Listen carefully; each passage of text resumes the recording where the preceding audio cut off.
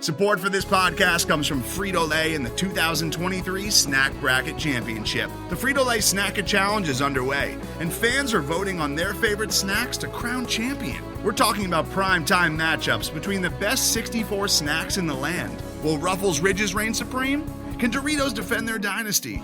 Or will Smart Food use their smarts for a surprise upset? Only you can decide. Get in on all the action for a chance to win up to $1,000 or a year's worth of snacks. Let your snacks be heard. Just go to fritolaysnacket.sbnation.com to vote and enter for a chance to win. No purchase necessary. Sweepstakes ends April 3rd, 2023. Void where prohibited. Year's worth of snacks awarded in the form of 52 coupons, each good for one bag of chips. See official rules at fritolaysnacket.sbnation.com. The Black and Gold Banneret Podcast is brought to you by the Unger Real Estate Group, powered by eXp Realty, proudly serving Orange, Seminole, and Lake counties. Call 407-790-9957 or visit WeSellOrlando.net. What's happening, Night fans? Welcome to the Black and Gold Banneret Podcast. My name is Jeff Sharon, along with Eric Lopez. Eric, I'm finally back after my illness. Thank you once again to you and Brian last week for picking up the slack. And I can neither confirm nor deny that my illness was the result of the championship games the previous Sunday.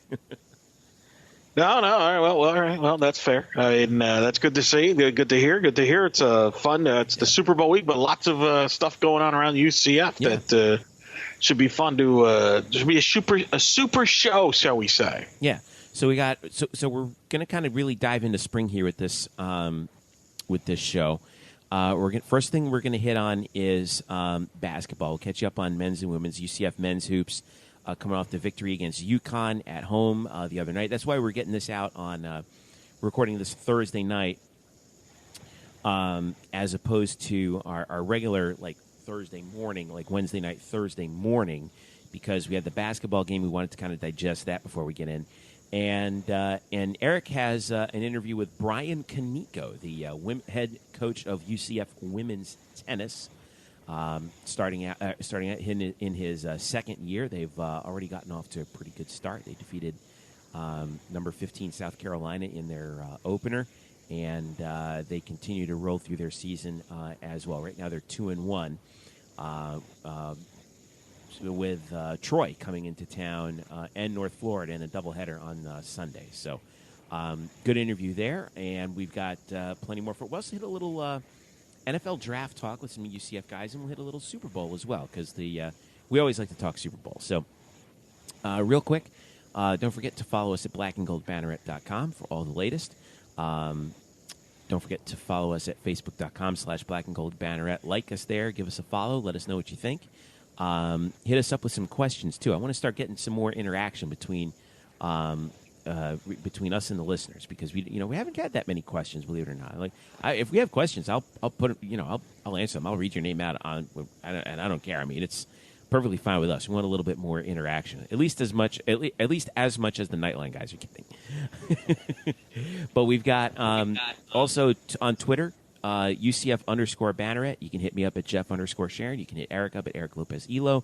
Don't forget to also follow Spokes_Murphy. That's our buddy Brian Murphy, and _DS Warden for Derek Warden, our resident photographer extraordinaire. And you can subscribe to this podcast on Google Play, iTunes, or rather Apple Podcasts, SoundCloud, Stitcher, and TuneIn. Elo, let's dive right in. Let's talk a little. Start off with men's basketball at 14-7. We've talked about the injuries, but here they are. They've won 2 of their last 3 at USF. They took the loss at Wichita State, but came back home on Wednesday night in a late starting game, 9 p.m. because of television on CBS Sports Network. Got the 9-point win over UConn. And I thought this was a really big win for UCF, kind of coming off of because right now they're trying to figure out, what does this team look like without Taco Fall and without Aubrey Dawkins, but with B.J. Taylor, who's, I think we can agree, less than 100%. That said, B.J. led all scorers with 20 points in this game on 7 of 10 from the field. He was also 5 of 10 at the line. 10 points each for A.J. Davis and Chad Brown. Chad filling in admirably, I think, in the middle for Taco. You also had Dayon Griffin coming off the bench with 12 points and 8 rebounds. So my question to you is, we watched this game. I was watching on TV. I think you were watching as well. Brian was Brian was there. Did it feel like the team turned a corner in this game? I'm not ready to say that. I think certainly. I think if anything, it gives you optimism. I think they're starting to click a little bit, especially on offense, which we kind of thought would happen when BJ returned. And I think clearly there's confidence on the court when BJ's on the court and running the offense. So I think from that standpoint, it gives you optimism. It gives you some, they've made some adjustments without Taco Fall. One of the advantages they do have without Taco Fall, it's not like Taco Fall was a 35-minute player. You know what I mean? Right. So he usually would play about 20, 25. So they've been used to playing without him on the court. And I think Chad Brown, to his credit, who I think has been the most improved player on this roster this season compared to last season, has paid dividends to them. And I think they have figured out some ways where they can be a little more creative with Chad Brown on the offensive side. Now, it's weird because I think Connecticut's a mess. And I wonder as I watch Connecticut play, and I know they've had some injuries that Coach Dawkins even alluded to in his postgame. I mean, I've watched Connecticut now. I watched them obviously against UCF, and I watched them on the Sunday night game at Temple, and they got blown out. And I've seen them a handful of times, and I just wonder, they're being right now investigated, according to reports by the NCAA, for some recruiting questions. Kevin Ollie right now is kind of – I wonder if he survives this season. Now, we'll find out. Connecticut's always a team that makes a run late in the season and for the season. But I thought that was a must-win for UCF. I thought the Connecticut game was a game that was going to tell you if this season was going to go up or down. If they lose that game to Connecticut, now you're like, oh, boy, now where is this season going? But the fact they won that game, I think, gives you optimism into a big game against Houston, which is a much better team, who I think the guy that's going to win the American Conference Player of the Year in Gray. I think it gives you optimism. In fact, and credit to Coach Dawkins. I mean, this team has dealt with injuries, and he seems for 2 years, really, since he's been here, if you think about it. Yeah. And the guy seems to – he never blinks. He never blinks. And one thing that's a trait of Coach Dawkins is he ensues confidence in those guys that it doesn't matter what's the adversity they're dealing with, that they have a chance to win. In fact, here's a clip from the postgame after the win against Connecticut where Coach Dawkins, he says, look, I'm a half-full guy, and we got 9 games to make our season. I'm a cup half-full guy, not half-empty. I believe that our best basketball is still ahead of us this season. We have 9 regular season games remaining. We have 9 great opportunities. And we're going to try to max them out, and that's how we talk, as a staff to our team. We believe in our guys. They believe in us. And we're going to go out and compete every night and see what can happen. That's Coach Dawkins, and credit to him. And it's funny, Jeff, me and Murph talked about this last week when we talked about Taco being gone. And Murph was very positive and optimistic about the season without Taco. He bought into what Coach Dawkins was talking about. I was obviously a little concerned. I was more cynical on it. But I think this team is certainly going to still win some games. And there's something about Coach Dawkins that's really a belief. He has a belief that the players and that you're around them, you believe. And I think that's the big takeaway that I would take is I think Coach Dawkins, no matter what the adverse situation is, they believe they're going to win some games here. They got 9 games to prove it. We'll find out. I think Houston will be the big test here in the short term because I think Houston's a very talented team. It sets up a marquee game. And you look at their schedule, all right, this is why I thought the Connecticut game was big. You got Houston now on Saturday, noon tip. Mm-hmm. Then you go to Cincinnati, which has proven, with all the hype and rightfully so and all the attention that Wichita State has gotten this season, Cincinnati is the best team in the American Conference. And, I watched them against Houston come back from double digits. They're not, and you mentioned this a few weeks ago, they're not even playing in their home court this season. And they're just dominating teams. They're deep. I think they're the team to beat in the American. So you got Houston, then they got to go to Cincinnati, and then they got to go to Memphis, which even though Memphis is kind of average, they're still quietly, 14-8, and you got to go to Memphis where UCF has not won a game. I think the UCF season, when it comes to as far as the NCAA tournament, if we can start having that conversation again, will be determined on how they do these next 3 games. I think these next 3 games will tell me more of, hey, I'm going to buy in now all of a sudden, and maybe they have turned the corner to what you brought up earlier. Then I'll start believing that they've turned the corner. But I think we're going to find out where the next 3 games, if they have indeed turned the corner. Well, as we look, at Houston, this is the number 2 scoring offense in the conference. They're averaging 78 a game. They come into this game 16-5. They are also the 4th best scoring defense in the league. UCF, by the way, 2nd in that category behind Cincinnati. But this might be actually, depending on how you look at it, this might be Kelvin Sampson's best Houston team that he's had there. Very good shooting team, by the way, 3rd in the conference in field goal percentage and 3rd in the conference in field goal percentage defense. So, like you were saying, aside from Cincinnati and Wichita, this is the biggest test, I think, for this team right now. At least you get them on the home floor, which is good. The other thing that I'm looking at here, as we look at the standings, and one of the things that I'm sort of keeping an eye on here is, do you kind of stay in that upper third? All right. So right now, Cincinnati's kind of running away with the conference at 9-0. Wichita State and Houston are tied in the loss column with 3 losses in the league. Tied for second place in the loss column. Yeah. How about that storyline? Yeah. With Wichita State going down to Temple. In Temple.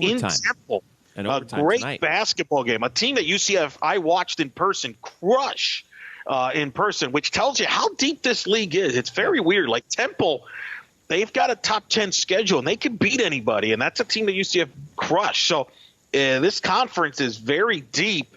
And as we get into March, I think this is a 3 to 4 bid league, and Houston, I think, is right now the 3rd best team in the league. You look at their resume real quick. They beat Arkansas by 26. That's an NCAA tournament team, Arkansas.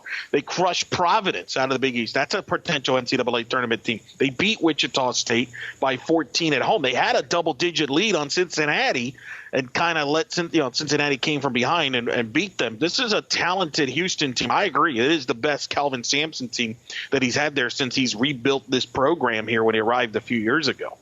Good little note on the American as a whole. 10 of the 12 teams are at 500 or above overall. UConn is at 500 at 11-11.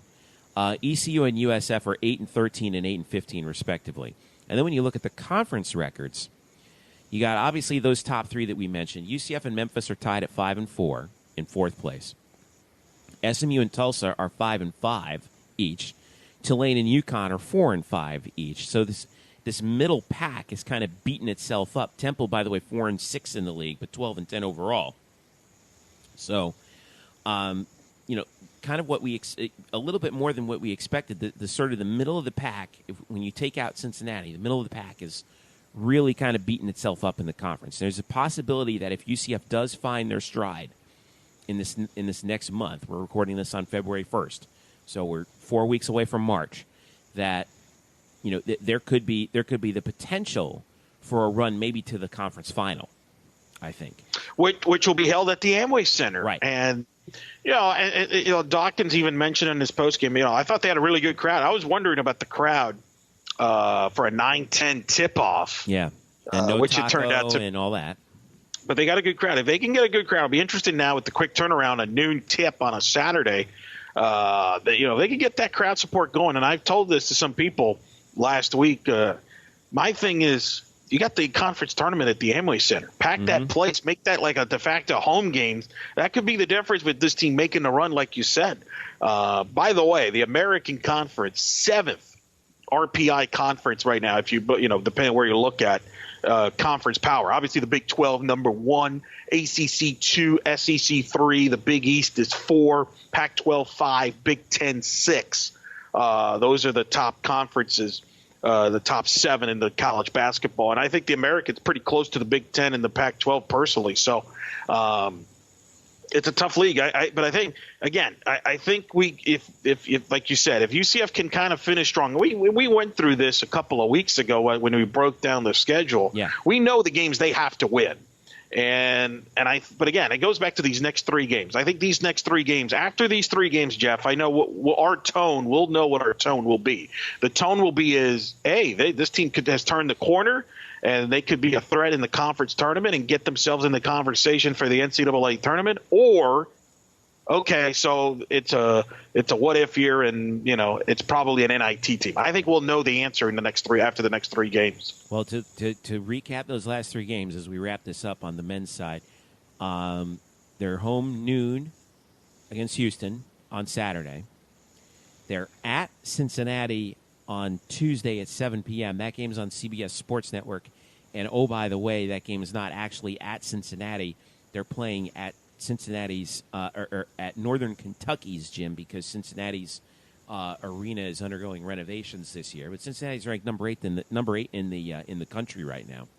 That game is also on CBS Sports Network Tuesday night at 7, and then Sunday at Memphis at 4. That's a week from this coming Sunday, February 11th, at FedEx Forum, a place that's been a house of horrors for UCF ever since they and Memphis were conference mates in Conference USA. That is also on CBS Sports Network. So ESPNU for the game on Saturday at noon against Houston, but don't watch the game on television. Go to it at CFE Arena on February 3rd. So that'll be a huge game for UCF coming up before they come back home. 3 huge games coming up. Speaking of games on Saturday, I want to flip over to the women's side because we have the rare doubleheader coming up. Thank you. Saturday. Yes. Yes. Yes. Remember a year ago, Jeff, when I campaigned for this, that I'm a fan of the doubleheader, and you were giving me all these reasons why it can't happen because of television and this or that. Here we are. We got a doubleheader. Noon and back-to-back. I love it. They made it happen. Noon is the men's game. 2 p.m. is the women's game on Saturday against Memphis. The game is – but here's the thing. I've talked about TV. This game is not scheduled to be televised. You can watch it on UCF Nights TV. On UCF Nights TV, but not on ESPN or CBS Sports or any of that stuff. But nonetheless, the women's team comes in at 15-7 for this game. So, so watch the men's game, stay for the women's game. They get, this team is actually pretty hot right now. They've won 4 in a row, coming off a road sweep. Eric Lopez, they won at Tulsa and they won at Cincinnati. So where are we in the standings right now? Well, when you look at the women's basketball standings, like I said, you just kind of have to cross UConn off at the top. They're 21-0, 9-0 in the league. But UCF right now and USF are tied for second in the league at 7-2. USF 17-5. UCF is 15-7.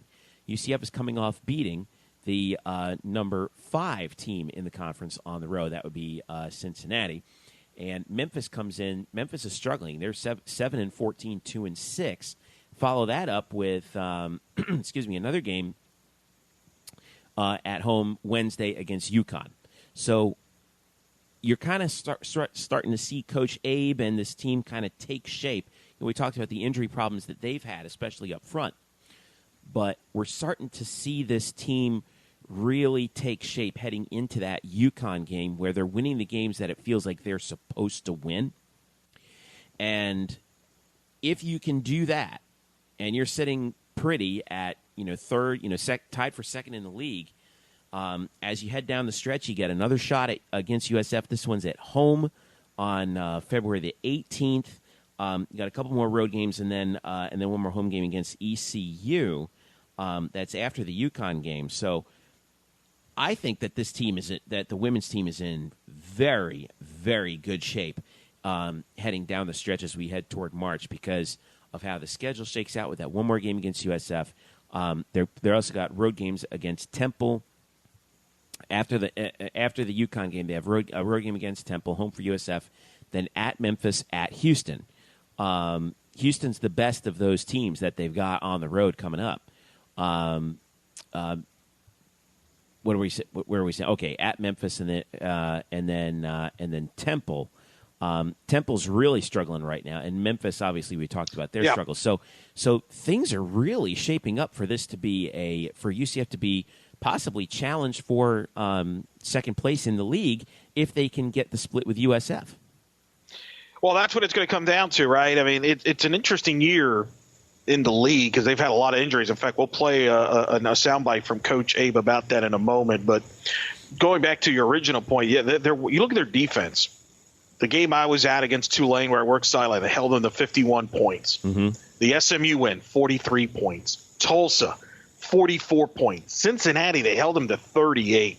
I mean, this team is a defensive team first, and it sounds like a broken record, but she's basically playing with 7 players. They've got their own injuries to talk about. And number one scoring defense in the conference at 54.2 a game given up. Yeah. UConn is second at 54.6, just to give you an idea of what we're talking about.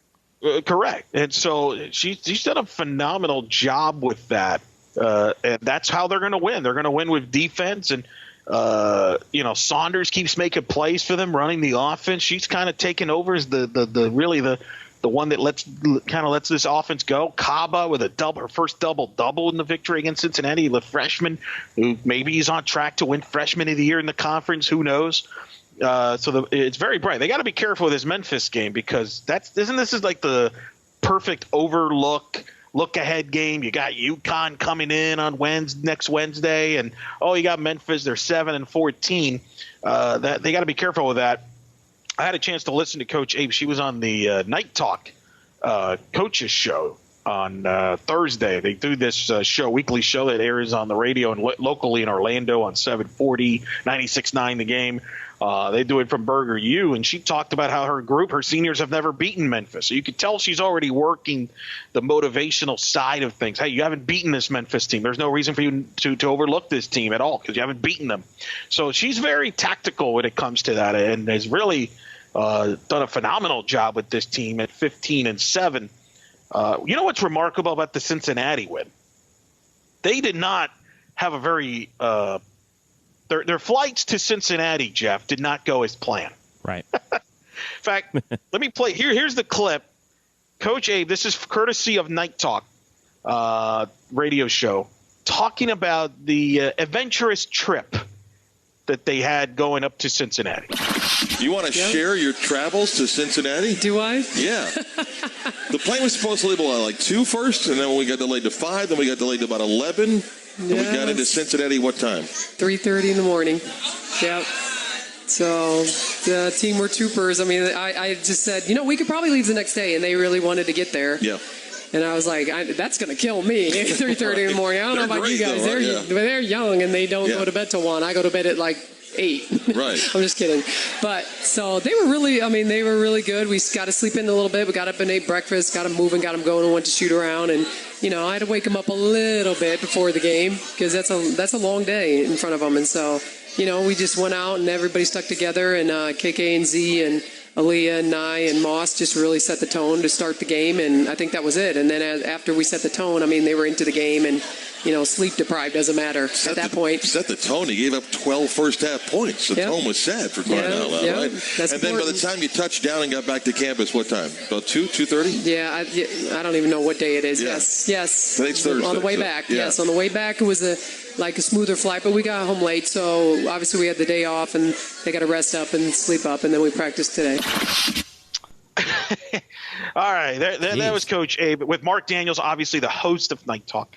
But, they didn't get into Cincinnati till something like 1 in the morning or something. It was just a while there. And then they didn't get back to Orlando until really late, as she talked about. So they haven't been much sleep back and forth, but it doesn't matter. They find ways to win. And now you mentioned it. They're in February. In fact, Coach Abe, in this same episode of Night Talk, talks about the conference and where they're positioned right now in the league with the RPI, which is 47. Here in February, they're right where they need to be. Here's the soundbite with her on the radio show Night Talk. The RPI is huge, no matter what. It's definitely where we want to be going into February. And our team talked about that last year. We got really good in February last year. So now we're already above that, right? So January's been really good for us. And so we got to continue on. Obviously, it puts more pressure on them, and we're going to demand more in them. But, that's where they want to be. I mean, this is Z's senior year. She has some goals in mind that she wants. It's Aaliyah's senior year. And obviously, KK, wants to do the same. So hopefully we'll be ferocious in February.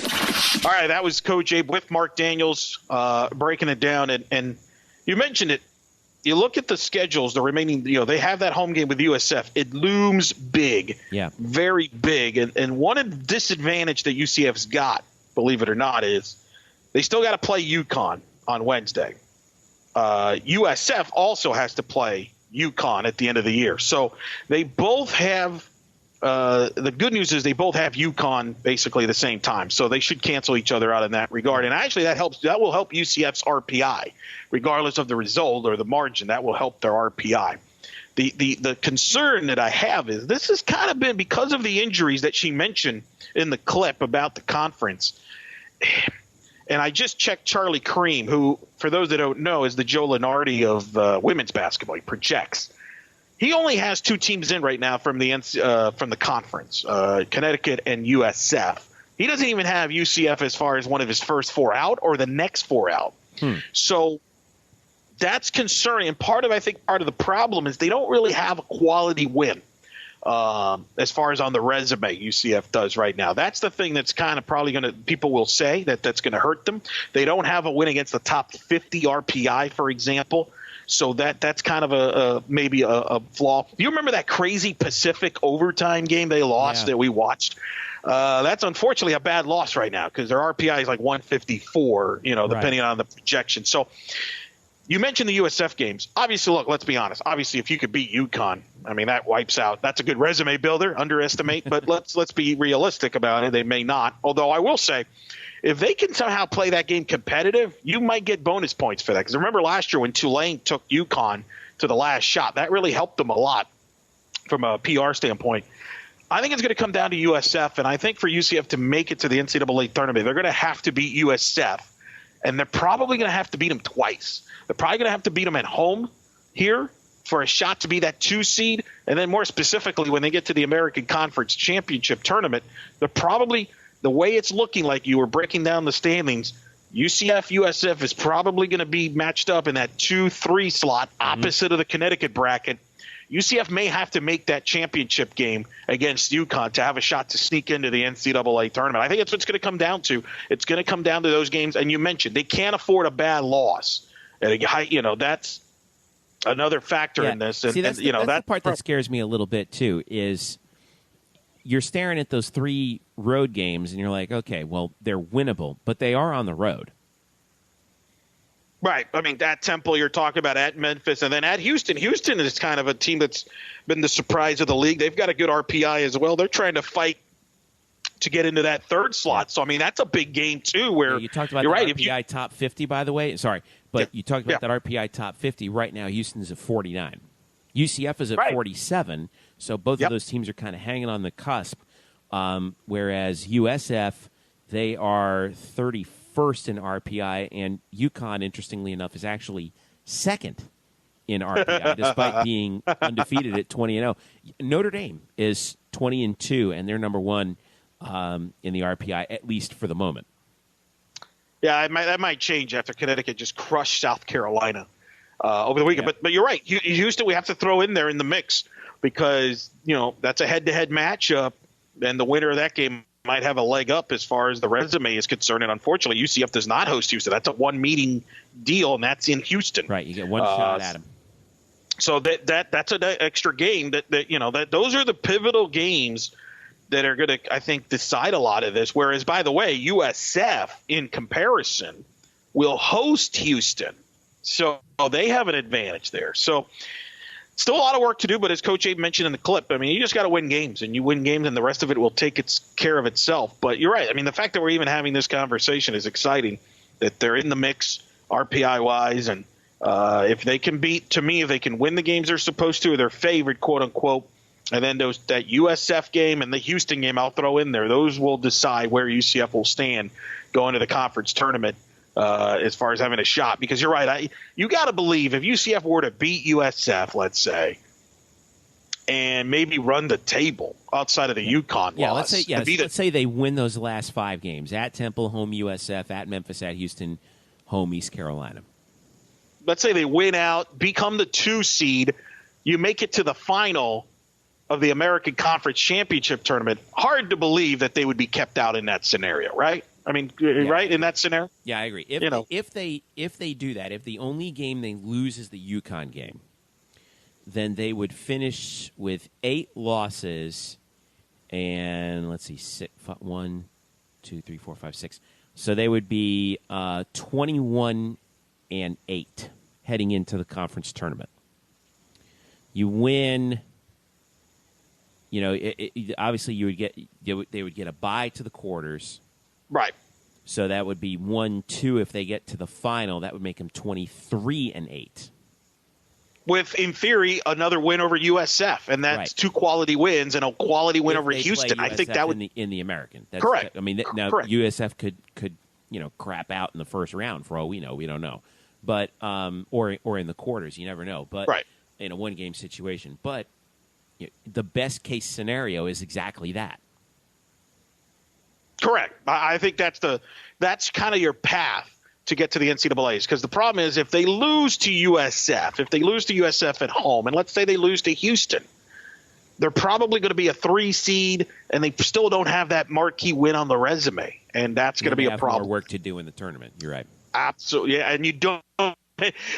It's the automatic bid goes to the winner of the conference tournament. You don't want it to come down to that, because we all know who's going to probably win that. Let's be honest. So that's not going to be in play. Barring something crazy happening. Correct. So you're going to have to, especially since it's the Mohegan Sun, home of Connecticut there. Hello. So yeah, they're going to have to get in as an at-large, which this program has never done before, which would be an amazing achievement. But it's amazing. It's amazing what they're at, and you're right. But it starts with Memphis. We're kind of getting ahead of ourselves. It starts with Memphis. You can't look ahead. And I'm fascinated. I'll be curious how many people stay after the men's game and sticks around for the women's game. That'll be one of the things I will be looking at to see what they do, because obviously it's no secret they have, obviously they don't draw very big and things like that. It'll be interesting. It's a nice Saturday afternoon. I haven't looked at the weather. I would assume it's a nice day. I hope, hopefully they get a good crowd for the men's game, and maybe some people decide to stick around for a little bit of the women's games, which with the new rules, as you know, you've been around it, it's been going quick. I mean, it's usually now an hour and a half, hour, 40 minutes. So that's my intentions on Saturday, is to stay for both games. And, it'll be interesting to see what they do there and how they look against Memphis, but can't overlook that game, and there's certainly no room for error. Yeah. So, again, just to make sure everyone's clear on the schedule. By the way, I'm looking forward to seeing Zakiya Saunders, who's really been just she has been a revelation this year. We talked last year about how Aaliyah Gregory was a revelation, and she just continues to do her thing, but she's averaging 10.7 a game. Z has taken over the scoring lead for this team. She's averaging 14 a game and 5.7 rebounds, which is good enough for third on the team in rebounds. So, I mean, really, really impressed with how Z has kind of taken the reins there. Yeah, and I'll give you this what if question, because you love what ifs. Yeah, that's one of your favorite things, is the what if. And I might actually ask that to some of the people within the program in the women's basketball. In basketball, you have to sit out a year when you transfer, which is what Z had to do. She had to sit out coming over from Albany. And I remember this because I last year, when I did a couple of play-by-play games for the digital network, I went to shoot around, and she was, and coach would rave about her all the time. Imagine, because they've been talking about this in football, but imagine if women's basketball had the rule like baseball and softball where you could just transfer right away. And she would have been eligible last year. Would that have made the difference last year? If she was on this team last year, would they have been, I don't know, maybe an NCAA tournament team? When you consider you had Aaliyah Gregory. Rotation.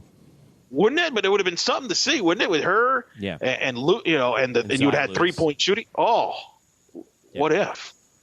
Huh. Crowded house back there, man. Sometimes it's tough. I think she fits into exactly what Coach Abe wants to do, which is, work the basket from 15 feet in. And we see how UCF is they just don't take the 3-point shot, and they're fine with that. No, I'm going to be interested again. This goes back to I think what we were talking about. I did PA for that UConn game last year, and it was after that game that this team really found their stride. Because that game I think was on like New Year's Day or January 2nd or somewhere around there. They basically started the conference season with UConn.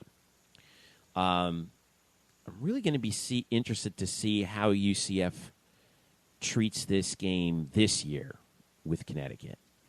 The whole idea, you could see Coach Abe kind of executing the game plan last year, which was, we're going to run that shot clock down. I don't care how many points we're down to UConn. We are going to run that shot clock down and control the pace of the game, or at least do everything we can to control the pace of the game. Will UCF be able to do the same thing this year? I don't know, because it's still UConn, but you catch them on the right night, it might work. I plan on being there, believe it or not. I've never actually seen UConn in person, so I intend to be there. That's an interesting day, impressive, too. Because I'm not going to lie. Well, are you coming? Are you suggesting? Are you going to join me? I don't know right now. I don't know. But it's interesting because that's the day of National Signing Day, and I know that UCF's got their big football celebration, whatever they want to call it, for signing day at the venue at 5 o'clock. So I'll be interested I don't know how many people show up to that, but how many of those people that show up to the National Signing Day, if they stick around for the women's hoops game for UConn, obviously that'll be their biggest crowd of the year.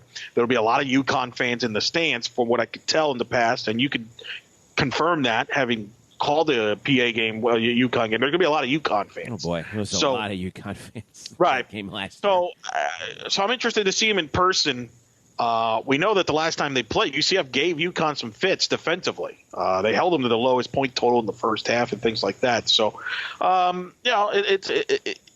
you think this is still a game that draws the casual fan? Do you believe you still believe that? Because I'm on the fence on that. I've talked to different people about this. Would you go see UConn? And I've gotten people are kind of divided on it. I've seen some people that are like, yeah, if I'm going to go to a UCF women's hoops game, this would be the game I would go. But then I've heard others that say, no, I don't want to go there. That's going to be a blowout. Why do I want to see a game that ends by a 40-point margin? And I think that's one of the issues that the sport in general has right now is that your biggest draw, quote unquote, or at least the marquee team, people are on the fence whether to see them or not because they don't think that they're going to see a competitive game.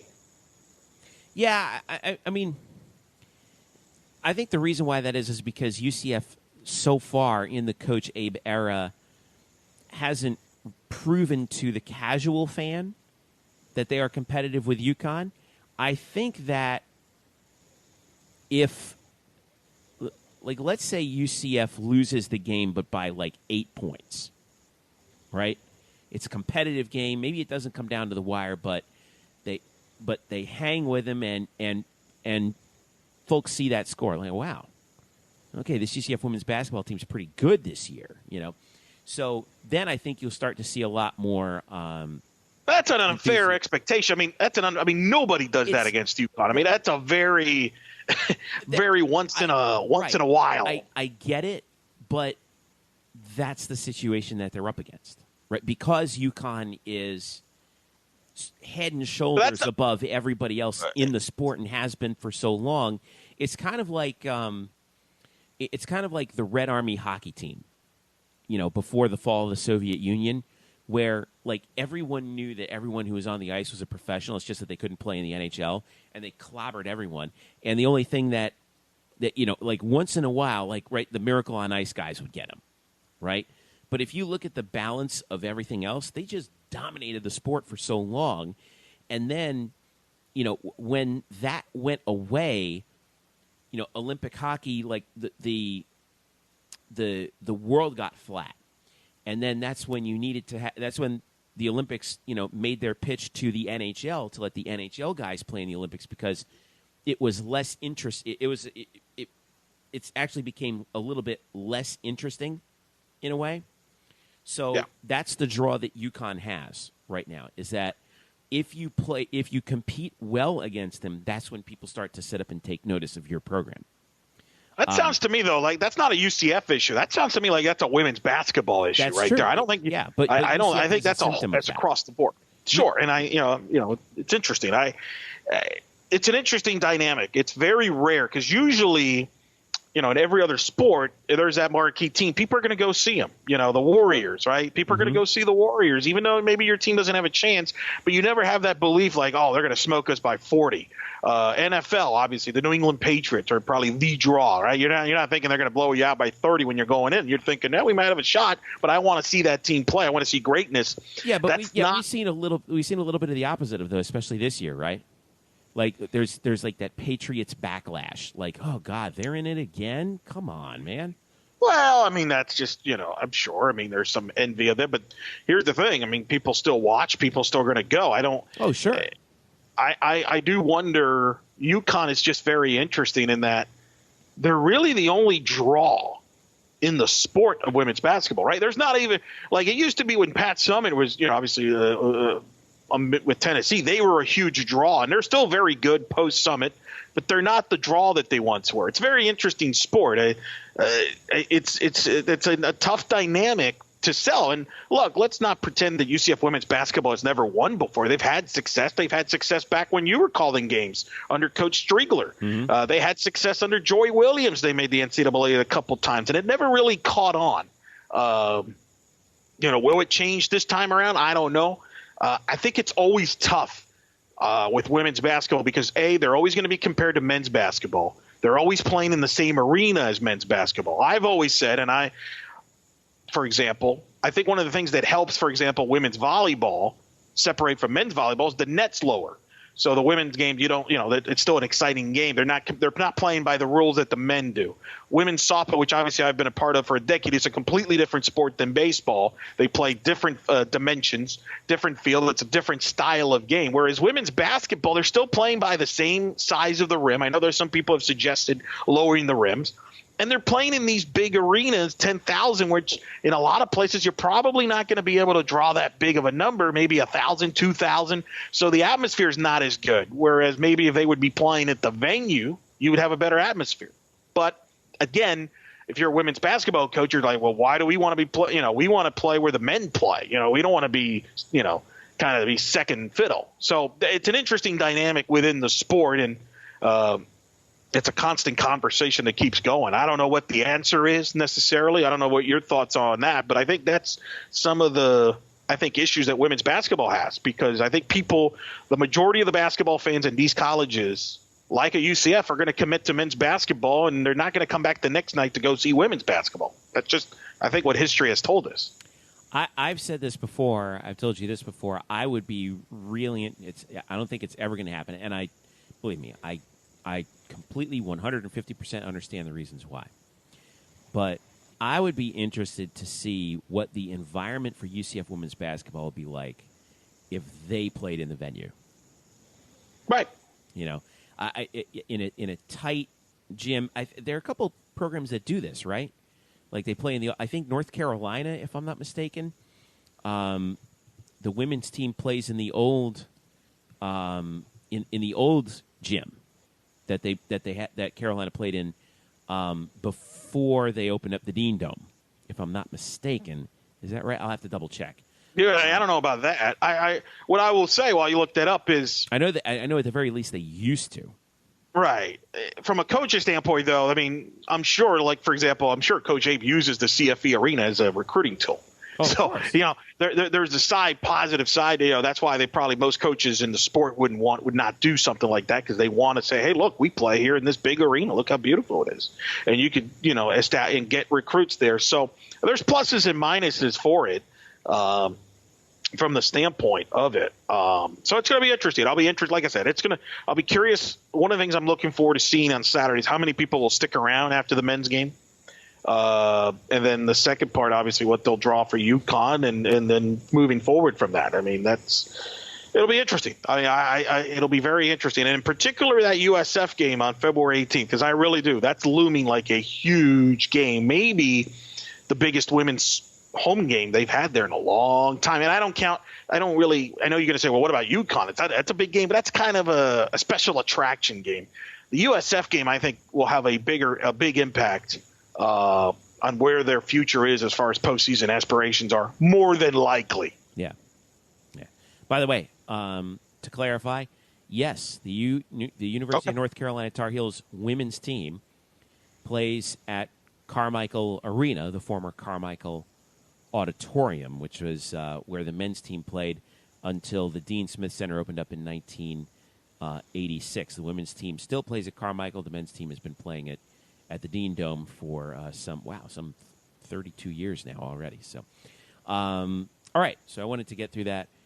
Again, just to recap the schedule for UCF women's basketball, they have obviously we know about the game at UConn, the game coming up against UConn, but Memphis game right after the men's game on Saturday, so it's a doubleheader, noon and hopefully around 2, but after the conclusion of the men's game. The women's game. What are the odds? Yeah. What are the odds? They might start a few minutes later. And then Wednesday, February 7th at home against UConn, so be there for that one. That's on ESPN3, by the way, scheduled to be televised. All right, let's take a quick break. When we get back, we're going to switch gears. We're going to talk a little women's tennis. Eric Lopez talking to Bryan Koniecko, head coach of UCF women's tennis. Off to a good start to their season. And then we will dive in with a little football talk. We'll talk about the Senior Bowl. We'll talk about the Combine, UCF players getting their chance to show off their wares to the NFL scouts. And we will also talk some Super Bowl as well. Stick around. Black and Gold Banneret Podcast is back after this. The Black and Gold Banneret Podcast is brought to you by the Unger Real Estate Group, powered by eXp Realty. Sam Unger and his team proudly serve Orange, Seminole, and Lake counties, specializing in buying, selling, and new construction. Sam is a proud UCF graduate, class of 2006, and he's such a dedicated Knight fan that right now, if you work with him as your realtor, he will donate a portion of his commission to the UCF Football Excellence Fund in your name. So if you're ready to buy a new home or sell your current home, upgrade or downsize, Sam and his team have you covered so you can find the right home at the right price in the right location. So give them a call right now at 407-790-9957. Again, that's 407-790-9957. Or visit on the web at WeSellOrlando.net. Again, that's WeSellOrlando.net. You can also reach them on Facebook at facebook.com/WeSellOrlando. Get in touch with the Unger Real Estate Group today and make finding your dream home a reality. Hello, Night Nation. I'm Andrew Fegley. And I'm Trey Strelko.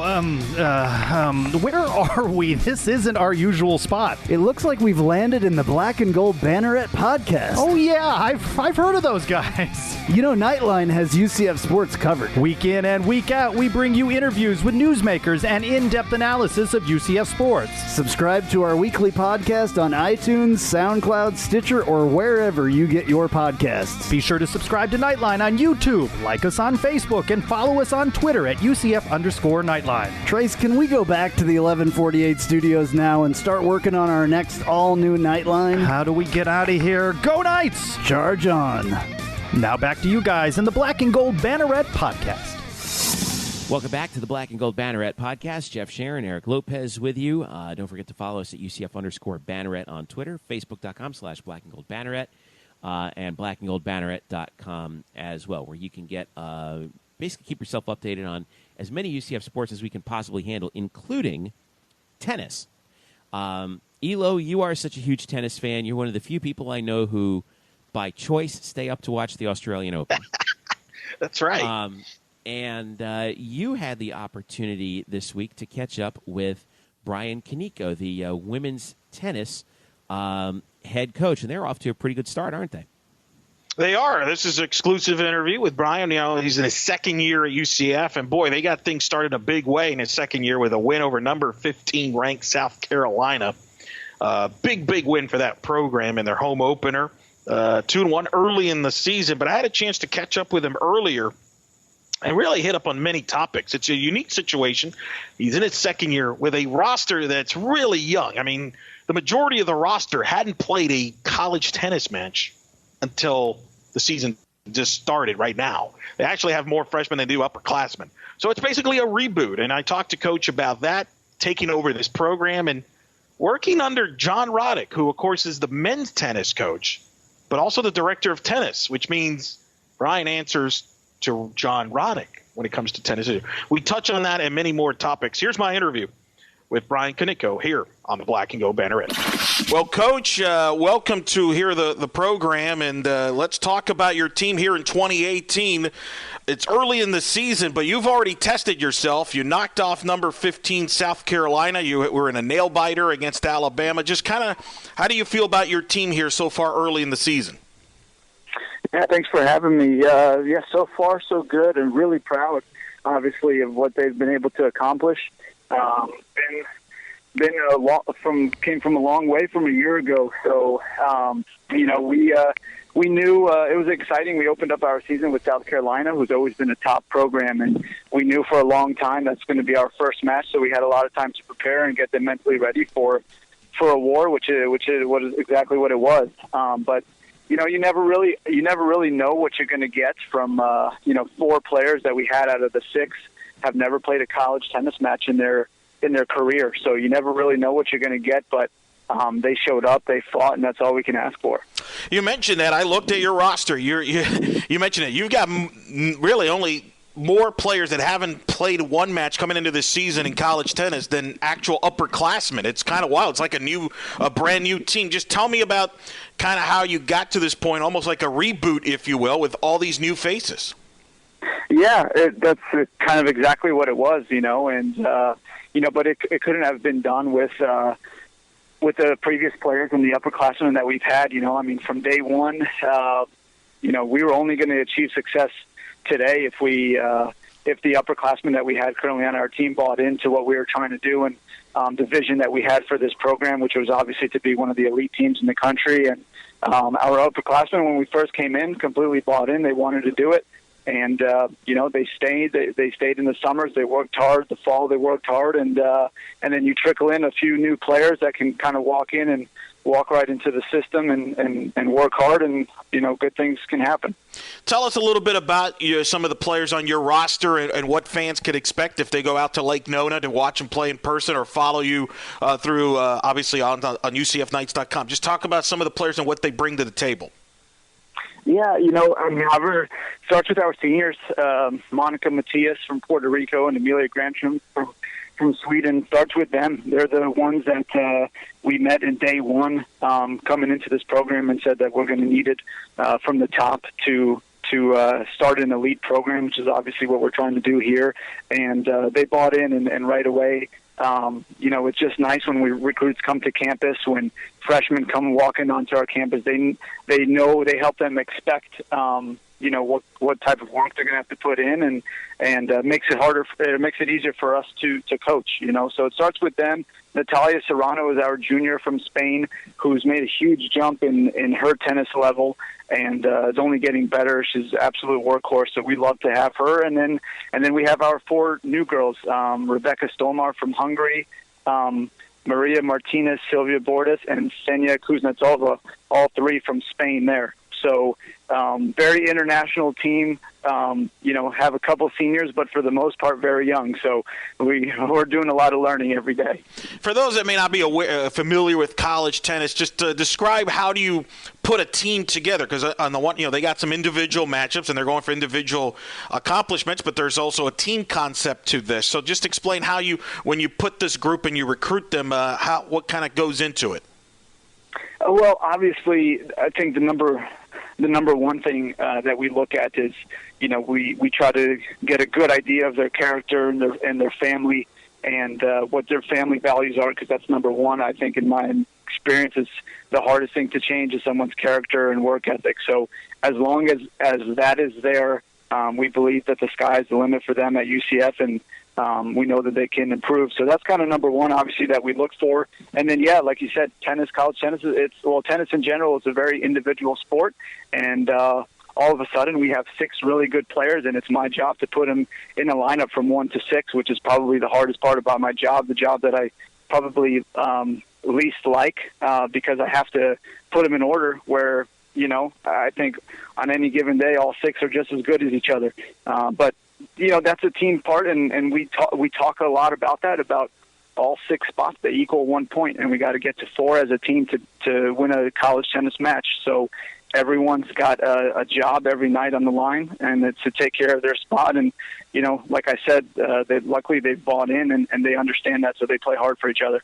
This is your second season. What made you come to UCF here last year when you took over the program? What kind of drew you to come here? Probably my initial conversations with Coach Roddick.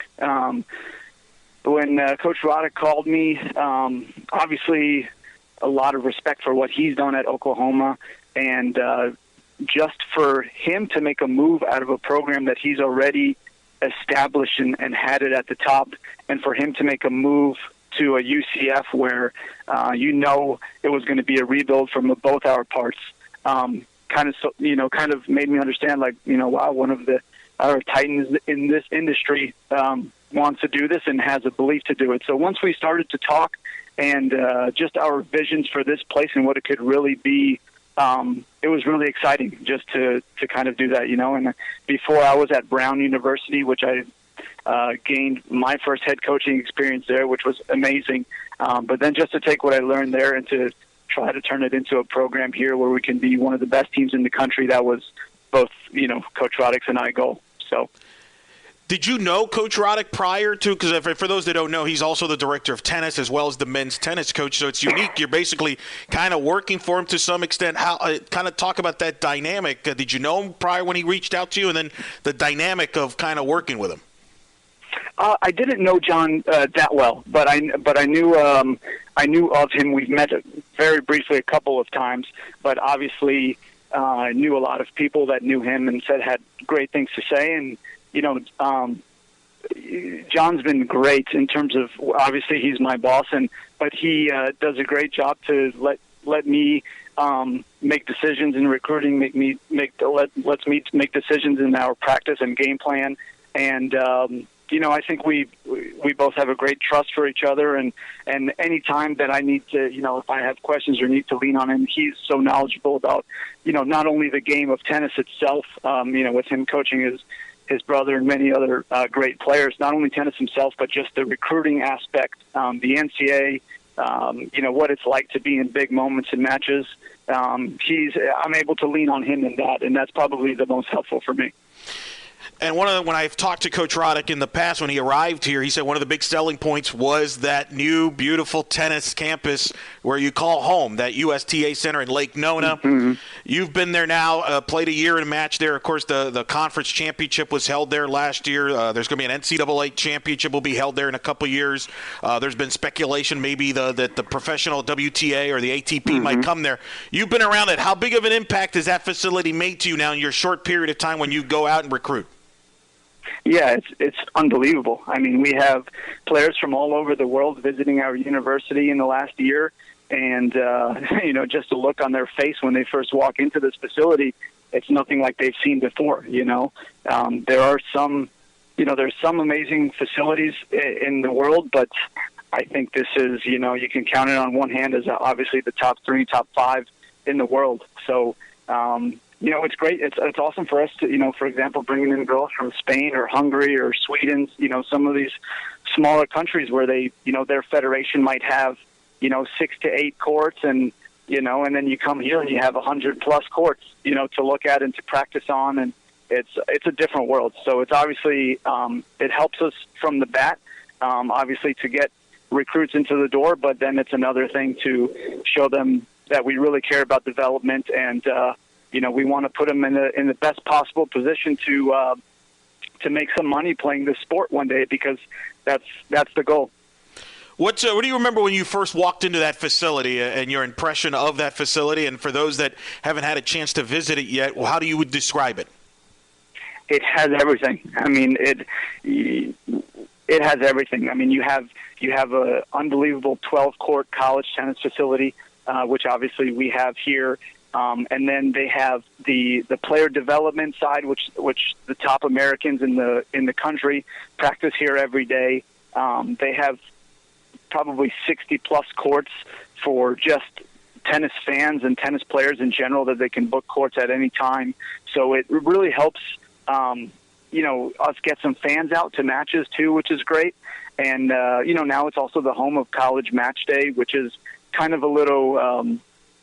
a little thing that they started last year where they're trying to do it like football, where they have the college game days, and they choose some schools from around the country to come and play here at our facility, and they televise it on ESPN and the Tennis Channel. So it's like if you're looking for tennis, they have anything you can ask for here, which is awesome. And they stream a lot of the matches, including yours. And I've noticed an uptick in the coverage of college tennis, both men and women. I see more and more matches being televised, whether it be ESPN3 or even affiliates there. Do you get a sense of that the college game now is starting to pick up more attention now, and with more players interested in the sport and more success, they're going professionally, either men or women. You see more and more players that go to college now and then go to the pros and have success, whereas before the thing to do was kind of to skip college and go, and people said, okay, that's the only way you could be successful, but that's not the case anymore. Yep. I think it's a direct correlation with kind of technology and how you're able to maintain success as an athlete longer. I mean, not only in tennis, but you look at all these sports. I mean, you look at LeBron James and what he does at his age, and you look at Roger Federer, who just won his 20th Grand Slam at 36 or 37 years old, where if you look back at it maybe 15, 20 years ago, if you were 30 years old in tennis, you were done. That was your last year probably, and now you see Federer is the best player in the world still at 36. You see Serena in her 30s as the best player in the world. So it allows recruits to understand that they don't have to force themselves to go on the tour at 18, at 17, 18 years old. They can come to college, they can develop for 3-4 years, take their time, get an education, and then get their bodies ready for the pro tour, because now the game is getting physical way more than it was 15, 20 years ago, and players need that 18 to 22-year-old gap to get stronger, not only physically but mentally too, to have a chance to make it. And that's why I think college tennis is getting stronger and more attention. You see a guy, Kevin Anderson, who just made the finals of the U.S. Open. This past U.S. Open played college tennis. So you start to see recruits understand that and see coaches' vision, and I think that they're just making our game stronger. What got you interested in going into coaching college tennis? I think my college coach at Ohio State, Ty Tucker, he's still there. He was probably the reason I went into it. He was very passionate in what he did, and even though it was tough sometimes, he not only changes as tennis players, but changes as individuals, as people, and obviously it was something that I wanted to give back and give to other kids and student athletes coming into UCF or wherever. So he was probably a really big impact on me continuing this career. Right now, as you're starting the second season, it's early. Where do you feel right now you're at? Do you feel you're ahead of where you thought you would be when you first took over this program? Or are you where you thought you would be at this point? That's a good question. I think we're probably a little bit ahead of where I thought I'd be. But at the same time, we have really good players who are working hard. So, we expect to win everything that we play at the same time. But at the same time, we have to understand, I have to understand that we have a young team, and the most important thing is just to keep learning and developing, because sometimes when you have a group of juniors and seniors, your job is just to stand out of the way and try not to mess it up, and now since we have a lot of young ones, our job as coaches is to keep trying to teach them and give them as much information as they can in the next couple of years. That way, when they're juniors and seniors, that they know it all, and then just about staying healthy and being ready to compete. But the direction that we're going in is definitely in a positive, and can't be happier with how the team is handling it all.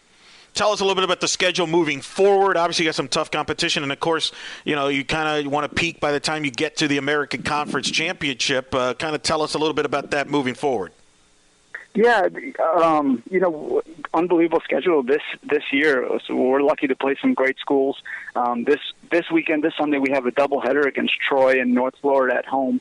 So hopefully we can do well and take care of business on Sunday. And then for the month of February, we take a couple trips to Texas. So we'll play Baylor, TCU, SMU, and Texas A&M. So all 4 matches will be a really good test for us. Going to be the first road trip for, again, 4 of our 6 players on the team. So that's going to be a new experience for them that we're going to have to try to get them ready for. But yes, scheduling in college tennis is very important because you want to give your best chance to your team to get some good wins and make the NCAA tournament. So hopefully we're doing what we need to do. With the facilities you have, is that made it easier to schedule? Because do you find yourself now that people are coming to you say, hey, we're willing to play you and we're willing to come there because we just want to play in that facility? Yeah, I think everyone likes to see Disney. No, I think, yeah, it's obviously for a lot of the northern schools, they want to come down. They want to get used to playing outdoor tennis because, of course, the NCAA tournament in May is played outdoors. So a lot of those schools from the north or who maybe are not able to play outdoor tennis that much in January and February and even March will come down for their spring breaks and try to get a few days of outdoor tennis in to get ready for May. So in that sense, it helps our schedule. Obviously, our facility, too. Like I told you, we're doing the college match day. This year, we're doing it against Michigan. So that obviously attracts them to come down and get national exposure for their program to be put on ESPN or the Tennis Channel. So in that sense, it helps, absolutely. And obviously, it's great for our schedule. With such a young roster, do you even set goals for this team, or is this one of those things because of a young roster that you really just take it day by day because you want to you don't want to really limit expectations. You don't know what they're capable of doing because they're so young. What's kind of the approach on that? Because I know some coaches like to put goals in, but some might say no. I might want to just kind of see how they react on a daily basis. Yeah, that's actually was a little bit of the difficult part in the beginning of our season when we met about it as a staff to kind of, what do we want to accomplish as a team? And I don't really like to talk about trying to, put a goal to win a conference championship or put a goal to make the NCAA tournament. I think if we set a goal, with the team to be able to give everything they have every single match. And I think if we do that, I think we'll be really, really hard to beat. And it proved against South Carolina. We obviously lost a tough one, 4-3 to Alabama. But I believe that we have the players that if they show up and they play smart, take care of their bodies the right way, do everything off the court what they need to do, and they're ready to go that day, I think we're going to reach our goals as a team and further. But like you said, I think it's more of a day-to-day, match-to-match, focus on what you have to do instead of looking towards the future. Well, Coach, we're certainly looking forward to checking your team out. As you mentioned, you got Troy and UNF coming up on Sunday, February 4th at home. Go to UCFKnights.com for all the latest. You can check them out. And recommend going to Lake Nona. Go out to that place. Check out some great tennis and check out that venue. It's one of the best for the sport. Coach, I appreciate you taking the time. I know it's a busy schedule, but congrats on the success early with that great win over South Carolina, and excited to have you on board here at UCF. Hope to do this down the road. Yeah, absolutely. It was a pleasure. Thanks for your time. And thanks again to head coach Bryan Koniecko in his second year. Great story. Talks about how he got into college tennis coaching and the sport, and it's kind of how it's grown. But what a fascinating story, Jeff. I mean, it's funny. We've had all these different new coaches coming to UCF and all that, and I feel like obviously Bryan is kind of the one that's kind of forgotten, right? He's under the radar because even when we talked about the changes at tennis, John Roddick's the first name that comes up, and rightfully so, leading the men's tennis team to the NCAAs last year, and he's the director of tennis. But John Roddick's responsibility, he hired Bryan.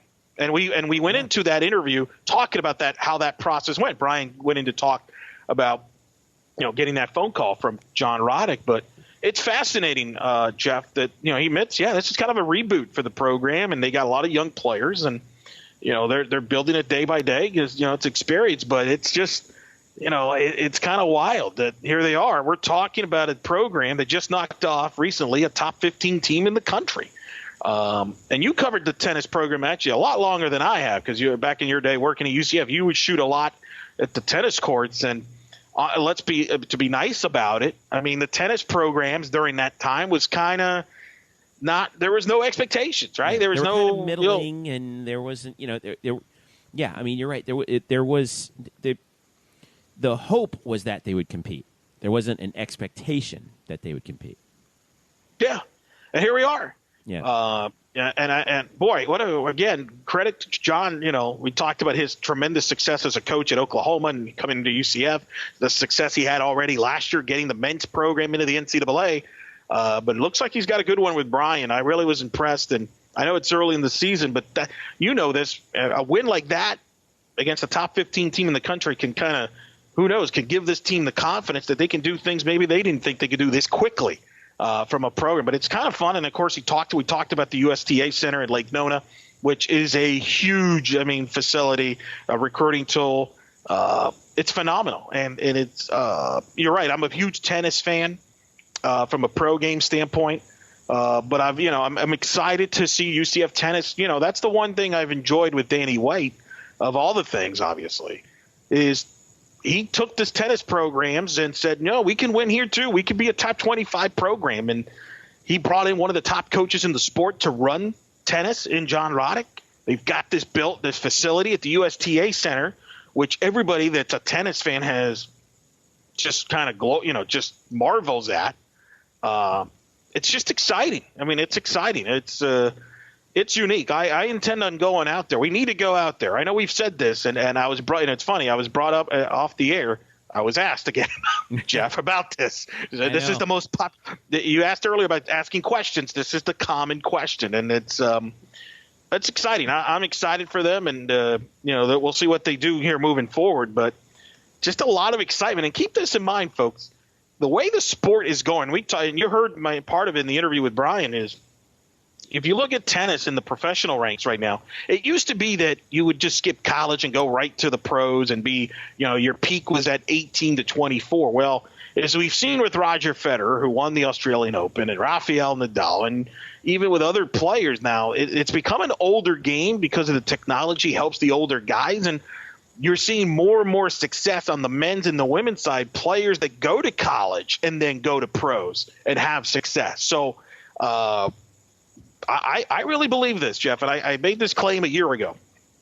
I think the men's tennis program is going to win a national title along with Coach Roddick on board. I mean, I think these two programs are going to be NCAA tournament programs, and I would not be surprised if we start seeing players come out of UCF and have success at the pro level. Yeah, what's interesting? I think back to a guy that I covered, John Isner. Yep. At the University of Georgia, played 4 years at the University of Georgia. And I watched him play for 2, and he was an utterly dominant college tennis player. It was shocking whenever he lost because he was just in charge. When he was out there, he was in charge. He played for 4 years at Georgia, was completely dominant, and then went into the pros, and we were like, okay, well, this will be interesting. And he, right out of the gate at the professional level, was not dominant, but he certainly could compete. And that was at a time when I think Federer and Nadal were really at their peaks. Isner has kind of progressed a little bit, not quite to that level. I think he still has yet to win a major, but that's correct. But he is one of those guys who's sort of right now one of America's hopes in tennis, and actually he's becoming one of the rusty old veterans out there. So, but he was the first one that I remember that was okay, American college tennis player, really seasoned himself in college, and instead of dealing with the problems of developing as a professional when you're, as young as, in tennis, how it is, 15, 16, 17 years old, he had some time to sort of grow into his body. He was 6'8", and he was ready for the pros when he got out of college. Yeah, no, and he's had a good career. Hasn't reached the final. He's limited in certain aspects of his game, but he's been a top 20 player throughout his career. He's made a good living for himself.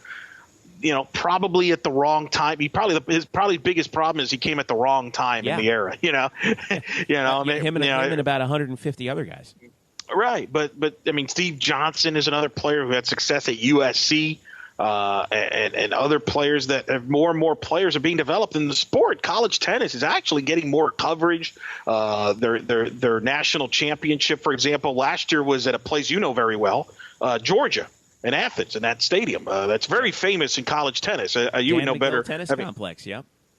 Yeah, and like Patrick McEnroe was there calling the action, for example. And this year it'll be at Winston-Salem, and in the future it's going to be here at Lake Nona for UCF. So the game's growing. In fact, if you go to UCFKnights.com, if you go to men's tennis or women's tennis, they actually have watch links because the USTA Center at Lake Nona, they actually stream a lot of tennis that's being played over there, and UCF matches being one of them. So you could actually watch tennis matches now, which was unheard of when UCF, when you were there. So I'm excited for these two guys, the program. It's and I talked to Bryan even off the air, and it's a tough sport to cover because they're not on campus. So it's not as easy as, hey, just go on campus and watch them. But the sport's fantastic, and a credit to everybody all involved in this. I mean, the UCF tennis, to me, has raised a level. I think now it used to be UCF was not even mentioned when it came to college tennis, and now they're a player. They're a player in the sport. And because of the facilities they have, as Bryan mentioned, teams want to come to play them now because they want to play in that facility. And because of the success they're starting to have on the court. John Roddick, obviously, last year with UCF, he had a great class coming into this year.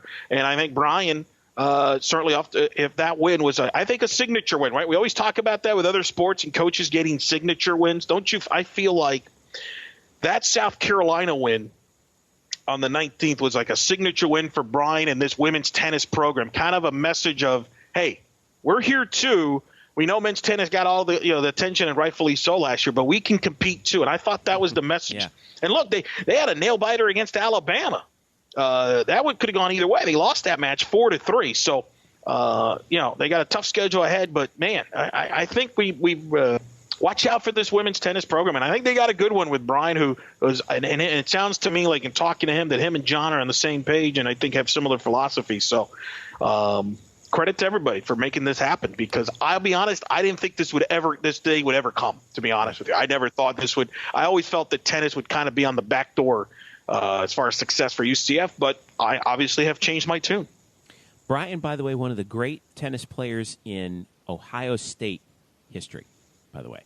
2-time Big Ten Conference Player of the Year, and has brought that success in his coaching stop. So just a couple of reminders here. This Sunday, Super Bowl Sunday, UCF women's tennis has a doubleheader against Troy and UNF before they go on the road, and then they're back home. They're not back home again until March the 3rd. So if you want to boycott the Super Bowl, you could go to tennis. I did that one year, actually. I went to UCF tennis one year when there was a Super Bowl. What caused you to boycott the Super Bowl that year, Eric Lopez? I think it's because the Patriots were in it, actually. Well, then there are a bunch of Super Bowls that you probably should have boycotted. Good point. The men's tennis, they play, by the way, we just want to catch you up on them. By the way, they are off to a 1-2 start. They actually split out west in L.A. against Utah State and UC Davis. They beat UC Davis 4-1, lost to Utah State 4-2. They're at Auburn Sunday, February 4th. They come back home Wednesday, February 7th against UNF. And then they have almost a month off until their next match, which is also at home against Michigan, March the 3rd. So we're hoping to catch up which is, by the way, a college match day, which has become like a big theme thing going on over there, where they play these big match days. That's at the USTA National Campus. They invite a bunch of highfalutin schools down there to play all that weekend or that day at that facility, college match day. They will have. I'm actually trying to get the roster of teams here. I just know this. I know this. It's like a big, huge festival. They have things for the kids to come down there and everything. Okay, Florida State, Georgia Tech, Oklahoma, Texas A&M, Florida, Texas, UCF against USF men. So it's a whole big tennis palooza down there that week. So that's going to be fun. That's not a bad date to circle in case we decide to go out there. You and I got to go out there. And there's a young kid I'm friends with that is a student at UCF. The kid's named Patrick. He does a lot of behind-the-scenes work, does some of their student broadcasts at UCF, and him and I have talked. He's a big tennis fan like I am. We talked Australian Open, you name it. So we've talked about going there as well. So that could be a possibility of making because we definitely have to do that. We're going to have to hit that place up. That's like a destination place. It gets tricky for me when softball season gets going, but we need to do that. We got to do that. I don't know how we're going to do it. We got to get Connor out there because I'm convinced you named him Connor short for Jimmy Connors. That's my story, and I'm sticking to it. No. Although my mother's maiden name is Connors, but we are, as far as I know, are not related to Jimmy Connors. But but nonetheless, I think that'll be fun. So, all right, there's your update on tennis. We're hoping to get Coach John Roddick soon as well. So stick around. Stay tuned with our feed for that. Real quick, let's dive into football real quick. A very successful Senior Bowl week for UCF players. Shaquem Griffin named the Practice Player of the Week at the Senior Bowl. If you're a real draftnik or you have no better thing to do with your time, if you watch the Senior Bowl practices, he was all over the place. So it's no wonder, and he really kind of took over. He was the man of the week down there in Mobile for the Senior Bowl. As far as the game itself, pulling up some of the stats, Traquan Smith actually had the first touchdown of the game, 14-yard pass from Mike White in the first quarter for the South, and then the route was pretty much on from there. So Traquan in that game, 5 catches, 79 yards, and a touchdown. Very nice job by him. And then we talked about Shaquem, pulling up the defensive stats here. Where did he end up here? Had him a hot second ago. Let's see. Shaquem finished with a solo tackle, 3 assists, so 4 total tackles in that game. Also, Jordan Akins, who also played on the South team, had 2 catches for 31 yards, including a 19-yarder at the Senior Bowl. So UCF players showing up pretty well in this, and dovetailing right into that, 4 UCF players getting invited to the NFL Scouting Combine, including the 3 from the Senior Bowl, Traquan Smith, Shaquem Griffin, and Jordan Akins. There was some question about initially, would Shaquem get an invite? He did get the invite, and also Mike Hughes got an invitation. There were it was a little bit late coming, but it actually came down, if I'm not mistaken, was it today?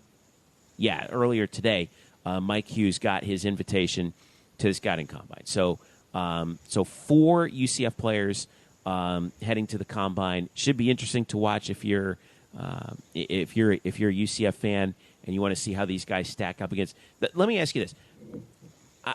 I know that it's so easy to overanalyze this particular aspect of you think of NFL and college, right? But let me ask you this: right now, heading into the Combine, which day would you project each of those 4 players to be picked? Okay. Oh boy! All right, let me start with everyone. Day 1 is the first round only. Day 2 is the second and third, if I'm not mistaken, and day 3 is rounds 4 through 7.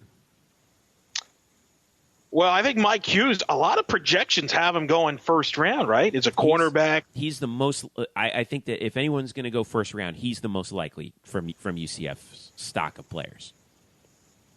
Correct. And right. I think he's the easy lock. He'll be the first guy taken. And I would agree with that. I think it's pretty wild, too. I mean, with his abilities, I'm kind of curious where he ends up, but he would probably be a mid to late first round pick. A lot of this too depends on what helps him out too, because he's he's such a good kick returner, as we all know. So, well, that's a great point, and a lot of it this too depends on how he does on the UCF Pro Day and the Combine, as you mentioned. So I think he's a first round guy. Traquan Smith. We talked to Zach Goodall last week, who covers the Jaguars. I think Traquan is a second-day guy, maybe early third-day guy. And I think he's a type of guy that could fit into a team like Jacksonville that takes a receiver late, right? Couldn't you see that as a fit where, they kind of had some depth at receiver? I think maybe he it's could somebody play himself into day one if he has a really good combine. Well, he would have to Brashad Perriman the combine, right? Like he would have to whoa. Remember that when Brashad just kind of blew him away with the 40 and did it again on the UCF Pro Day, and that locked him into the first round, which I know caught people off guard. So it would have to take something like that. Otherwise, I will say he's a day 2 guy. But there's a lot of talented receivers that go day 2 and day 3. D.D. Westbrook, who was a Biletnikoff winner with Oklahoma, I think he was a day 2 or day 3 guy. Deal. Shaquem Griffin, it's funny because there was a lot of drama about this last week about whether, he didn't get the initial invite, and I thought it was overplayed. I knew he was going to get the invite, and I've never doubted for a second. He's going to get drafted. He's probably going to get drafted in the 3rd day. I could see it now. That'll be the ESPN storyline going into that 3rd day, whether it's Trey Wingo hosting it or Susie Colbert, where is Shaquem Griffin going to go? And, I think that's going to play. He's going to get drafted. Take a shot on Shaquem Griffin. You remember him from UCF, the linebacker with one hand and all that kind of stuff, right? They're going to milk that story. That story is going to probably blow up right around middle of the 2nd day all the way into the 3rd day. And I think he's going to get drafted because the kid showed he could play. And I said this when we did the Peach Bowl, when you were driving back from the Peach Bowl. He was the biggest winner of that day. I mean, when people watch tape, they're just going to put that tape of that game against Auburn and how he dominated that game. So that game alone, I think, will get him drafted. Plus, he's a kid that can play special teams. He could do it all. So I've never really lost faith there. Akins is interesting, right? Because physically, you could see. Is he a tight end in the NFL or is he a wide receiver? I don't know. I think he's a tight end. We don't really know, right? Because he wasn't used that much, compared to other tight ends. So it's hard, like an Evan Ingram, for example, who came out of Ole Miss and was your 1st round pick by your beloved Giants. He was used frequently. Mm-hmm. Akins wasn't that way here at UCF that much. So it's hard to tell where he could go. Yeah, he's 6'3", 249, which, it is actually – you could go one of two ways there. I mean, I think it's easier to have him shed the weight and become a, big target possession receiver. Right. But maybe. I don't know. I'm not an NFL scout. I don't know how he projects. He's hard to project because he's like a tweener with that size. Well, and this is the thing, right? He's probably the one guy when you do the combine and the pro day that could make the biggest jump, right? It could be the most significant of all the group, right? I feel like the rest of the guys kind of are in place, barring, like you said, if Traquan Smith just blows them out of the water and moves into day 1 with an incredible 40 time. I think Akins is kind of the guy that's going to have the most to prove to people. So he's kind of the wild card, right? It wouldn't shock me if Jordan Akins out of nowhere gets drafted in the 2nd day. You're like, whoa, hey, look, Jordan Akins, man, that's awesome. Yeah. I could see him get drafted in the 3rd. Wow, oh, yeah. I could also see where he doesn't get drafted. People are like, oh, man, I can't believe he didn't get drafted, right? I can't get – that's going to be the one that I think people are kind of could go a lot of different ways, and I think a lot of it will depend on the impression that he makes, right? I mean, it's going to depend on the impression that he makes to all these people. So that's the one I've had the most struggle with, to be honest, as well. And he had that serious injury, and you know how NFL teams like to nitpick those kind of things too. Mm-hmm. So how much does that hurt him? It's interesting. My gut, if you put a gun to my head right now, I would say he gets drafted just because, hey, you got to, if he goes in the 3rd day, what do you got to lose, right? He's a big body, like you said. Maybe you could mold him into a possession receiver, a target in the red zone, or maybe he could be like a tight end, like a lot of it too depends how good of a blocker he is. If they like that, that might be good enough for him. So he's an interesting wild card, no question about it. He's an interesting wild card, 6'4", runs a 4.9 40 is the projected deal. Great athlete. I mean, remember, people forget he was a 3rd round draft pick in the 2010 amateur baseball draft by the Rangers. Now, here's another negative. This is the other interesting question for you. He'll be 26. Does that hurt him? Which sounds weird to say, but, Chris Winkie, I think, was 26 when he was drafted, right? Might have been even older. 27, somewhere around there? Might have been, it might have been older, actually. Yeah. So it's interesting. It'll be interesting. I can't really – that's a tough one to handicap. Yeah. Well,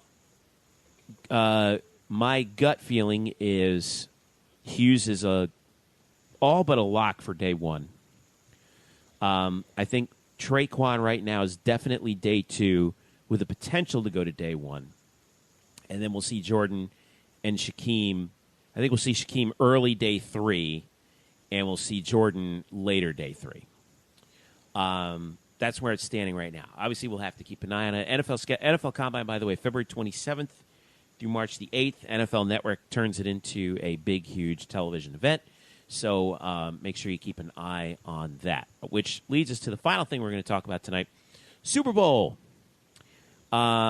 Eagles, Patriots, Lopez talked to me last, last week when you were filling in for me because I actually had a bout with the flu. Sure. Yeah, you sure did. That I was actually laid up because I was physically sick from having from having the Patriots and the Eagles, 2 franchises that I just would rather do without, to say the least, in the Super Bowl. And, listen, due respect to both franchises for getting where they are, all that. But I don't know. I just hope the game is worth the 4.5 hours to watch. And I can see how, usually I root for the underdog, but that means I got to root for the Eagles, and I'm just not going to do that. Oh, come on. DJ Killings, former Knight, is on the practice squad for the Eagles. Come on. Fair point. Well, would DJ get a ring if he's on the practice squad? Yeah. Okay. I think so, yeah. All right. Well, there's that. But it's still There the you go. Eagles. Yeah.